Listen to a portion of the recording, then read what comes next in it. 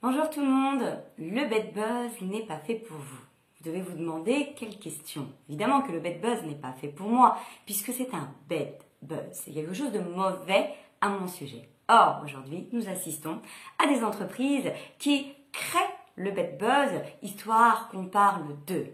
Car les autres disent bien parler de moi, même en mal, mais parler de moi. Donc, est-ce que c'est fait pour vous? Est-ce une bonne chose? Est-ce une mauvaise chose? Je vais vous livrer mon avis. Évidemment, écoutez-moi jusqu'à la fin, vous pouvez ne pas être d'accord. Mais écoutez-moi et réfléchissez à tout ce que je vais vous dire. Et c'est à vous, évidemment, de faire le bon choix. Le bad buzz, d'abord, c'est quoi? C'est un bruit négatif qui prend en général naissance sur le web, sur les réseaux sociaux, et qui parle de vous à propos d'un fait qui est négatif, quelque chose qui touche à votre réputation. Évidemment, la toile s'enflamme, on ne parle que de vous pendant quelques jours, c'est très émotionnel, très subjectif.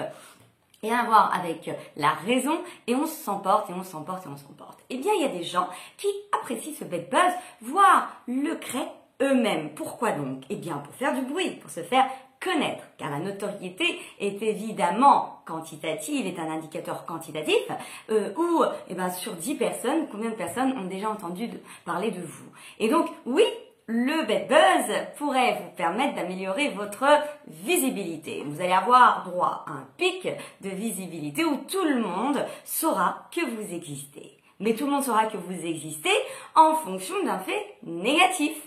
Et là est réellement la réflexion que je souhaite que vous meniez. Est-ce que c'est intéressant pour vous, même si on parle de vous, qu'on parle de vous à propos d'un fait négatif? Même si vous ne craignez pas l'appel au boycott parce que votre peuple chéri ne boycotte pas les produits. Eh bien, le risque, c'est que moi, personnellement, une marque qui est sexiste, une marque qui est raciste, eh bien, je ne consomme pas. Même si je n'en parle pas, si je n'appelle pas au boycott, eh bien, si j'ai le choix, évidemment, le choix sera vite fait et je vais choisir à qualité égale. Parce qu'aujourd'hui, vous savez, toutes les marques font de la qualité égale. Eh bien, je vais choisir la marque qui a bonne réputation parce que l'autre marque ne me représente pas. Donc, qu'est-ce que vous gagnez aujourd'hui à créer du bruit et finalement vous retrouvez dans une spirale de mauvaises paroles autour de vous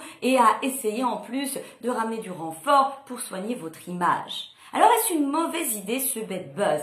Eh bien ça dépend. Ça dépend. D'abord, qui êtes-vous? Qui êtes-vous? Si votre image de marque ne compte pas ou si réellement vous souhaitez être associé à un fait négatif, vous avez envie de faire votre rebelle, eh bien ça fonctionne, c'est intéressant. Ou bien, si vous avez derrière vous et à côté de vous surtout des spécialistes qui ont étudié toutes les pistes possibles et imaginables de ce bad buzz. Le marketing viral est dangereux. Dangereux parce que cela peut prendre une ampleur que vous n'imaginiez même pas.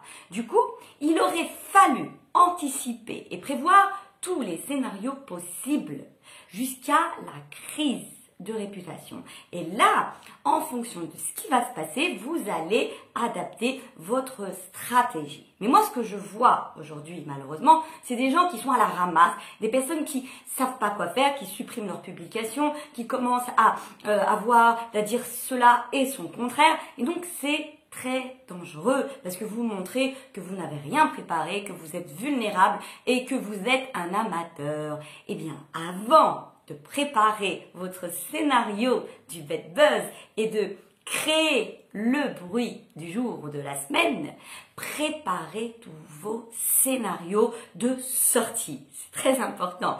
Si se passe comme ça, qu'est-ce qu'on fait? Si se passe comme ça, qu'est-ce qu'on fait?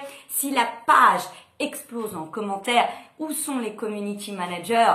Que doit-on faire? Et non pas d'être avec l'effet de surprise et de ne pas savoir quoi faire. En résumé, je vous dirais, avant de faire du bruit, avant de réfléchir à la notoriété, à la visibilité, associez-la, s'il vous plaît, à votre image de marque. Ne faites pas de mal à la marque sous prétexte que vous soyez être connu.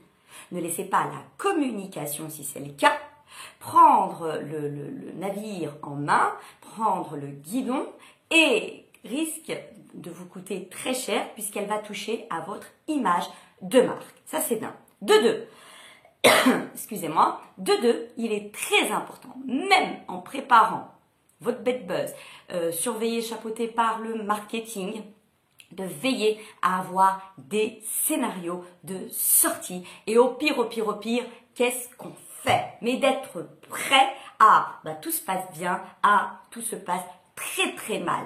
Et là, vous pourrez réussir votre bed buzz. Ne tombez pas dans l'imitation, ne tombez pas dans la facilité, ne tombez pas dans le bed buzz. Il n'y a pas plus simple qu'un bed buzz. Il n'y a pas plus simple que de parler de vous. Croyez-moi, les scandales, il n'y a que ça. Mais le plus difficile sera de parler de vous en associant votre image de marque et de soigner l'image que vous donnez. Courage, il y a des méthodes plus efficaces, certes, qui demandent plus d'investissement et plus de temps, mais bien plus efficaces et plus pérennes. À bientôt.